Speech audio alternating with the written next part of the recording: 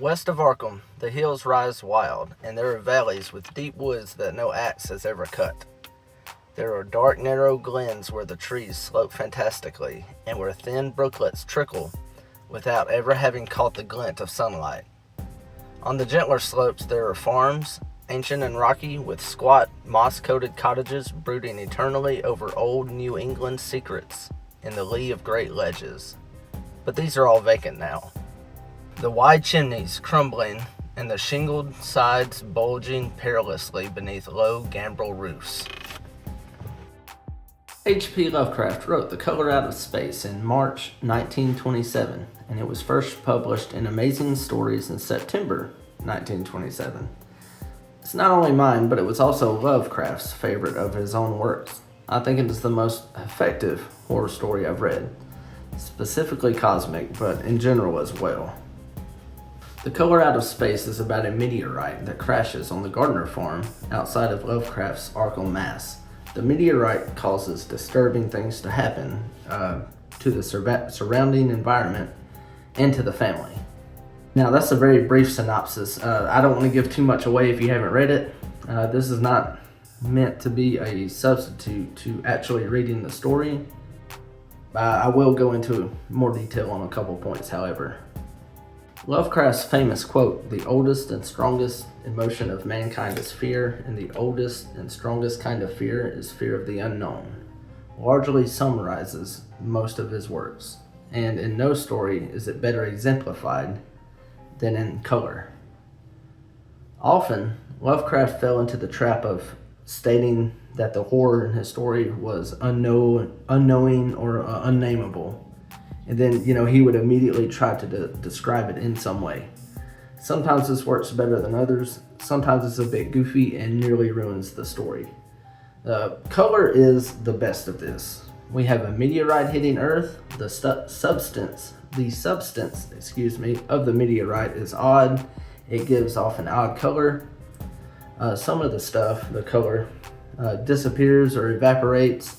Some of it is absorbed into the ground outside the Gardner farm. Then we see the slow degradation of the area, the plants and animals, and in the end, the family, the Gardner family too. Why does this eclipse other horror stories or depictions of the unknown or the cosmic? Because we learn nothing about the color. Is the meteorite a being? Is it sentient? Did it land on Earth on purpose, by accident? This area outside of Arkham specifically? Or is it just a space rock hurtling through space that got pulled in by Earth's gravity? Where did it come from? And at the end, where does it go? And when we're talking about the horrible effects on the environment, is it doing it on purpose or accident? Does it know what it's doing? Is it malicious? Or are all these just like natural chemical reactions to this element to our planet? We never know. The things happening to the land and the Gardner family, while horrific, are not the chief source of horror for the story. The real horror is that none of those are answered, nor is it possible to answer any of those questions.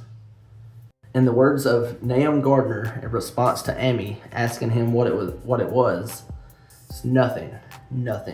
The color. It burns cold and wet, but it burns. Just a color. There are no answers coming.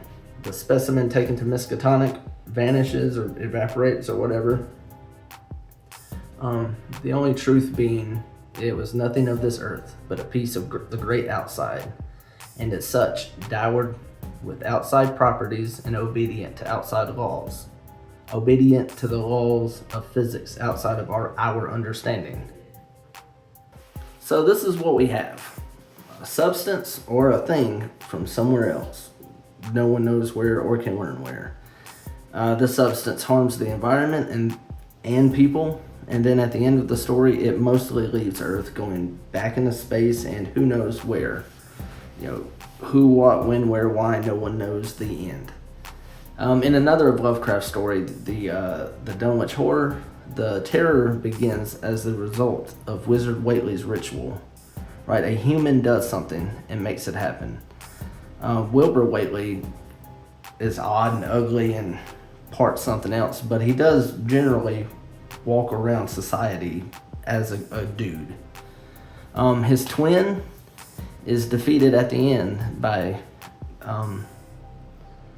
the men from the college, thanks to ancient knowledge they learned from physical books that they read in the library. While all this might involve outside unknowable entities, the story deals with humans, or mostly humans, and human motivations and understandings. A lot of Lovecraft stories, while they do deal with the outside, they deal with it through the eyes of very human understanding and motivations. You see many of these factors, cults or cultists, ancient books, rituals, the horror of learning something you shouldn't have. The Color Out of Space doesn't have any of that. There's very little that they can learn or do learn, and what they do learn does not help the poor Gardner family at all. There is no ancient book to find where you can learn how to banish the color or reverse the effects. It just is. It happens. It ruins the land where it hits, and it kills people, and then it leaves. End of story. There's nothing you can do to prevent it, lessen the harm, or reverse it. It is unknowable. What it is, only God knows. In terms of matter, I suppose the thing Amy described would be called a gas. But this gas obeyed laws that are not of our cosmos. This is no fruit of such worlds and suns as shine on the telescopes and photographic plates of our observatories. This was no breath from the skies whose motions and dimensions our astronomers measure, or deem too vast to measure. It was just a color out of space, a frightful messenger from unformed realms of infinity, beyond all nature as we know it. From realms whose mere existence stuns the brain and numbs us with the black extracosmic gulfs it throws open before our frenzied eyes. So that's it for The Color Out of Space. There are a lot of plot points and kind of interesting notes on the story that I didn't go into. I only wanted to talk about the cosmic aspect of it. I definitely recommend you read it. This is one of my favorites of any length in any genre. I would recommend the new annotated H.P. Lovecraft, edited by Leslie Klinger. But the story is in the public domain, so you can find it for free online. Sometimes the texts aren't the best, but free is free. There are also a good bit of readings on YouTube. If you prefer audiobooks, you can look it up there. It's been adapted into several movies.